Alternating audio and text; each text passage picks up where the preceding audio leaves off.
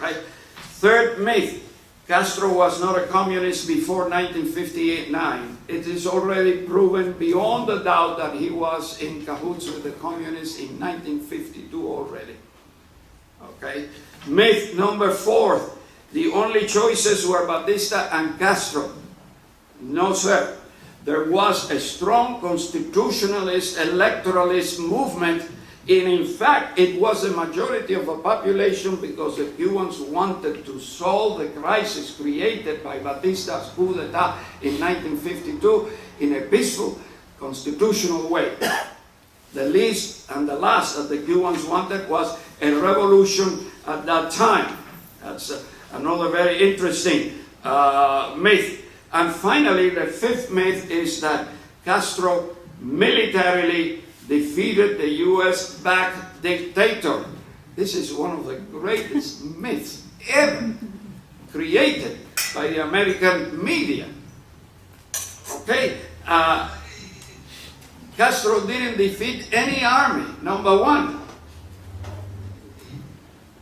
My father, who was running for president in 1958, made a prophetic prediction. He said, if Batista steals the election, that is the end of the Cuban Republic, because the army will collapse, the army won't fight anymore, and then we will have a revolution. That's number 1. And number 2, the United States withdrew the support to Batista in 1957. And you should read those pages carefully. The United States reached the conclusion that there had to be a change in Cuba. The problem is that the United States, instead of throwing its support for a constitutional electoralist solution in Cuba, it threw its support for Fidel Castro. Fidel Castro is a product of the United States Department of State. I bet you never heard that before. Now, let me say in the general picture how Castro planned his takeover of Cuba. Batista overthrew a democratic government, no question about it. We had 12 years. Let me say this, because a historian has to recognize, a historian cannot be blind to the facts. Batista, from 1934 to 1944, was a constructive man. He found a country in turmoil in 1934-35 after the Machado dictator was overthrown. He reordered the country, not with a soft hand, okay? No, he reordered the country, and then Batista realized in 1939 that there was in Cuba a very strong constitutionalist and civic movement that would not let him get away with if he wanted to be a dictator. So Batista agreed and made a compromise with the civic forces in Cuba and allow a constitutional assembly to be called. They wrote the Cuban Constitution of 1940, as Fabrizio has mentioned, and then he ran for office, and in an honest election he was elected president of Cuba and served 4 years. Ladies and gentlemen, those are the achievements that years later translate into avenues with the names and buildings dedicated to these benefactors of the country. But Batista came back in 1952. He was a candidate for the presidency in 1952. He was running a poor third, because that is another interesting thing about Cubans up to Fidel Castro, is that we hated militarism. And if you study the Cuban history from 1868 to 1959, we had a very strong constitutionalist tradition. And we distrusted the military. And, you know, always the Cubans had a reservation about Batista, and he was running third. And he got in cahoots with some of the people in the army and overthrew the constitutional democracy of Dr. Carlos Prios Ocarraz. So, this is what you're dealing. And once he overthrew, the Cuban opposition to Batista split in two factions. One that wanted a violent revolution against Batista, and the other the other movement that it wanted a constitutional compromise to get over that they consider a bump on the road of Cuba, because it was a very dangerous thing to go to a violent revolution in a world that was dominated by the rivalry of the Soviet Union and the United States. These two factions emerged.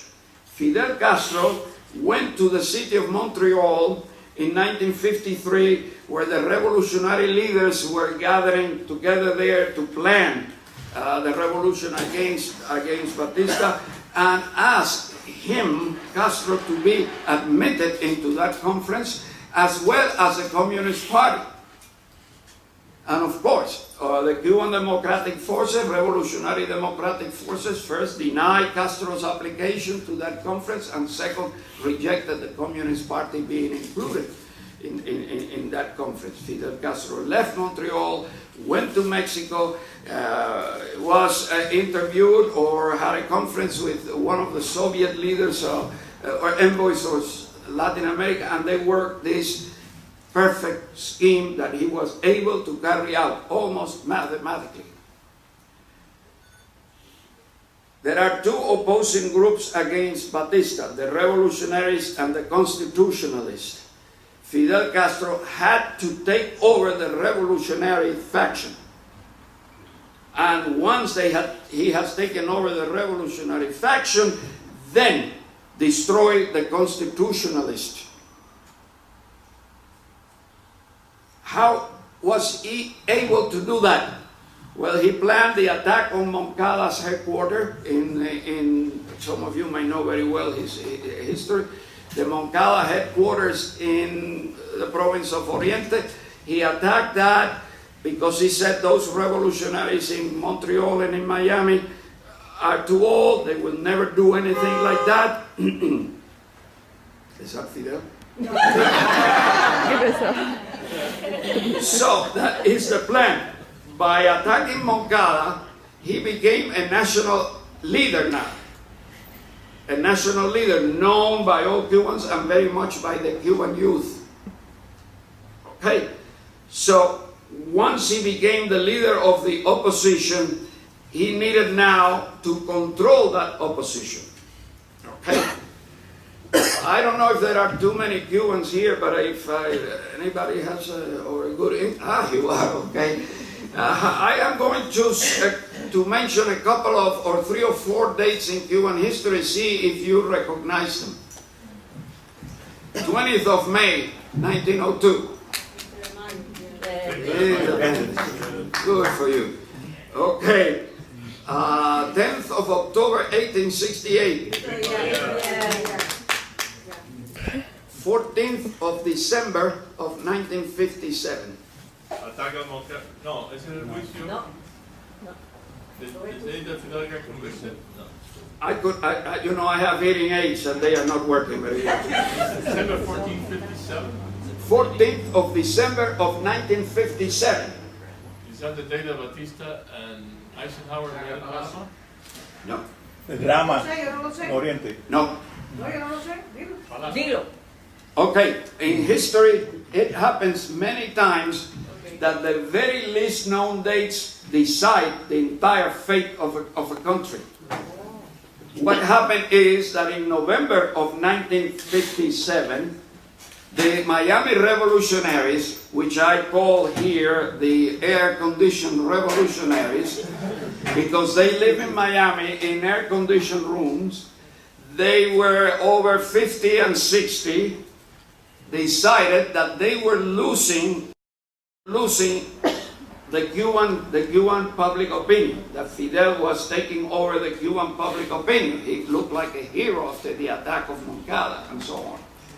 So they gathered in Miami, they invited Castro's delegates to come to that meeting, and they created the Junta de Liberación Nacional, the National Liberation Junta, to free Cuba. They drafted a document They elected a president for the time when Batista would be overthrown. This gentleman would be the president. They decided that they would operate with the army, the Cuban army at that time, after it was purged of Batistianos, so on. And then they sent these agreements to Fidel Castro in the Sierra Maestra. When Fidel Castro read that, you know, he had a fit and replied immediately to these people in Miami that he had already selected his own president. And his president was Manuel Urrutia, which will be Castro's president in January 1st of 1959. And that concerning the army and the militia and the police, that Fidel Castro, was in sole possession of that prerogative, that he would create a popular militia and that he will actually disband the army and form a new army. The revolutionaries, by the way, the revolutionaries of Miami wickedly and viciously criticized the electoralist faction as selling to Batista because they wanted an agreement, a political agreement. But that was no obstacle for them to receive in Miami, unmolested, unintercepted, their salaries, their emoluments from the positions that they had in Cuba and so on. Batista never did anything to interrupt that. That is very nice to make a revolution. Okay, so the junta had two alternatives. Say to Fidel Castro, no, that is an imposition. We don't accept that. We already, and with your delegates here forming our junta, we agreed to this.